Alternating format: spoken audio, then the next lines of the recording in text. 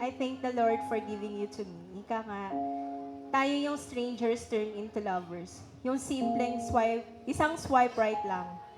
So, yung iba kasi hindi familiar. Yun po yung Tinder. Dating app, doon kami nagkakilala ni JC. So, it's a match. It's a match. Tapos, yun nga, isang swipe right lang, ang daming nangyaring pagbabago sa buhay natin. Thank you, love, for everything you've done for me. I promise to be your lover, companion, and best friend. Your partner in parenthood, your ally in the conflict. Siguro natupad ko na yung lahat ng hiniling ko sa laging nagsasayaw tuwing fiesta. Unang-una, yung paghiling ko nga ng boyfriend, so ang tagal binigay ni Lord. Tapos, yung nakapasa ako sa board exam. Tsaka yung nagkaroon ako ng work as a nurse. And yun nga, siguro 2018, nagsayaw talaga kami. Yun. So actually, laging ko sabay yun, si Jackie. Si Jackie, naghahanap kami ng boyfriend. Tapos, ayun, nauna lang siyang ikasal, then sumunod ako. Tapos, dahil nga yun sa pangungulit ko kay Lord, na sana yun nga bigyan ako ng lalaking nararapat sa akin. At ikaw yun. And now, this is the next level and challenge to become a good parent to our children. I promise to hold from this day in my heart, mind and soul, and to take care of you for the rest of my life. I love you so much.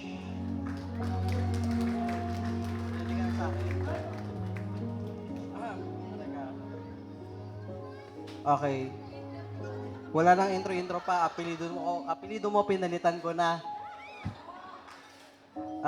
Happy 72nd Mansari sa ating dalawa. To my ex-girlfriend, my sweetest angel, my Babs, ang tagal na hinintay natin para sa sandaling ito. And I'm very happy that we're celebrating this today. You are now officially my wife. Sa wakas, kompleto na rin ang adobo. Ako ang suka, ikaw ang... May sausawan na rin ang siomay, ako ang kalamansi, ikaw ang... Sa wakas, isa lang ibig sabihin nito, napakaasim ko talaga, amoy palang ulam na. Gusto mo ba?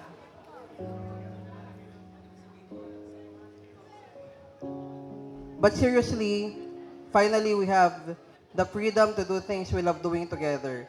Travel together, sleep together, food trip together, coffee together, kahit saan, kahit kailan, kahit anong oras ka man, dalawin ang cravings mo. Kahit alas 3 ng umaga na nagluluto ka ng pansit canton. Totoo pala na madaramdaman mo siya na sa unang pagkikita pa lang. At ganyan nga ang naramdaman ko nang nagkita tayo sa harap ng bisita ng katanghalan.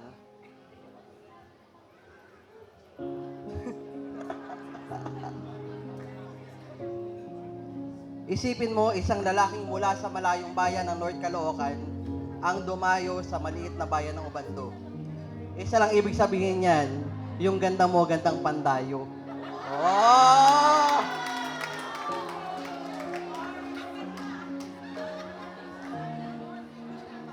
Nung nagsimba tayo sa simbahan ng Ubando, 6 years ago,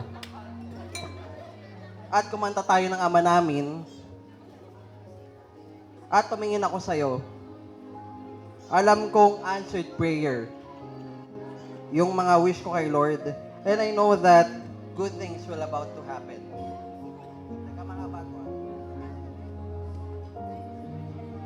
Love, napakaswerte mo. Kasi ang pogi-pogi ng napang-asawa mo.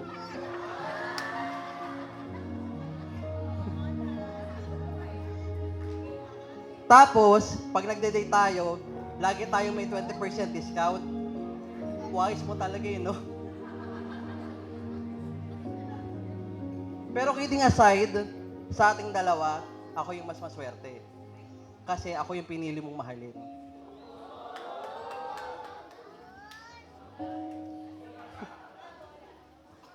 Di ka bumitaw sa akin kahit sinasabi mo na ang sungit-sungit ko.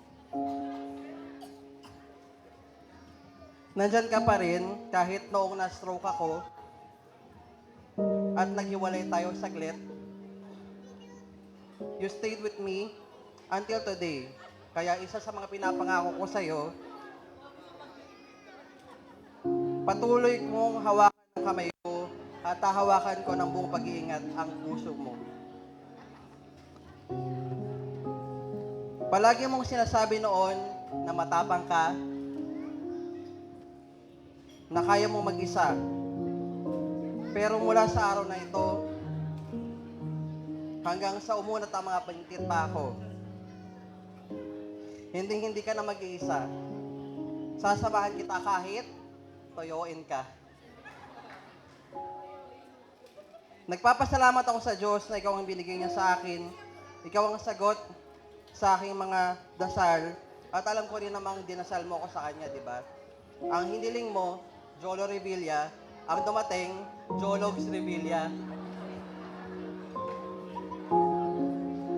I am proud of you, love, in your achievements and successes.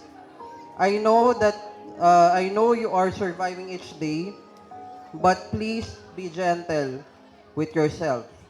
Do not pressure yourself too much. You did your best no matter how brave you are, especially when you walked down that aisle earlier. I saw my whole future in front of me. The mother of my future kids, my lifelong partner, my miracle. I saw my happily ever after thanks to you. It feels like a gift from above, something only God can orchestrate it. And I so thankful for your beauty inside and out. Your kindness, your love overwhelms me. Alam ko, wala pa akong maipagmamalaki sa iyo ngayon maliban sa pagmamahal ko sa iyo ng totoo. Kaya sana andyan ka pa rin hanggang sa araw na maabot ko ang mga pangarap ko, ang mga pangarap natin. Mahal, literal na malayo pa tayo, pero malayo na tayo. Marami pa tayong kailangang paglaanan at paghandaan. Sa susunod, wala nang uuwi at wala nang ihahatid.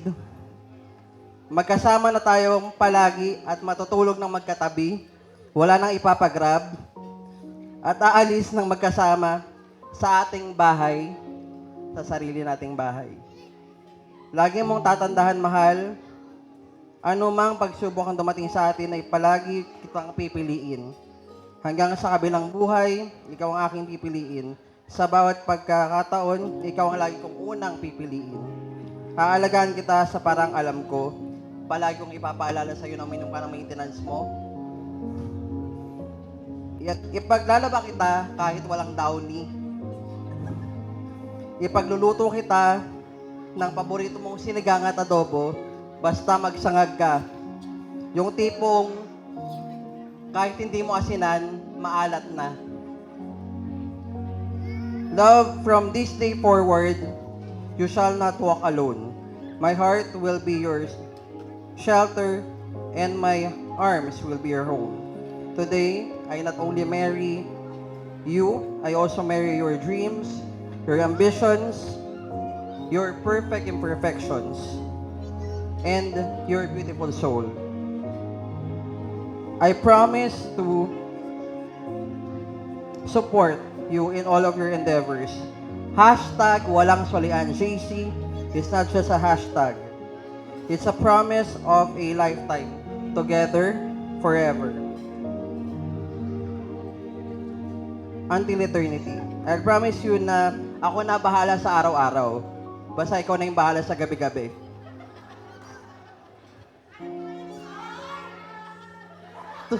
To sum it all, I am yours, you are mine, no return, no exchange, wala na talagang sulian to. Tatanggapin kita ng buong buo. Pangako ko sa'yo, hindi ko gagayahin si Leron Sinta. Na pagdating sa dulo, nang mabali ang sanga, hindi na ako hahanap ng iba. PS.